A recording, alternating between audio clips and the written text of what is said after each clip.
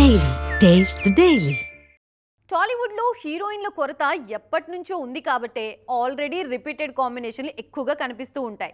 రేపు సంక్రాంతికి రాబోయే సినిమాల్లోనూ రిపీట్ కాంబోలే ఎక్కువగా ఉన్నాయి. ఇలాంటి సమయంలో కొన్ని సినిమాల్లో కొందరు కొత్త బ్యూటీస్ కనువిందు చేయడానికి రెడీ అవుతున్నారు. మరి వాళ్ళెవరు, ఏం సినిమాలు చేస్తున్నారు?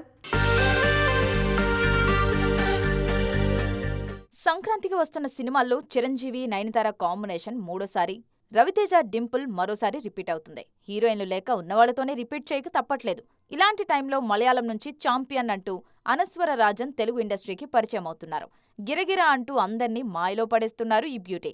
మలయాళంలో ఇప్పటికే అరడజన్ సినిమాలు చేసి గుర్తింపు తెచ్చుకున్న అనస్వర ఛాంపియన్తో తెలుగులో సెటిల్ అయిపోవాలని చూస్తున్నారు.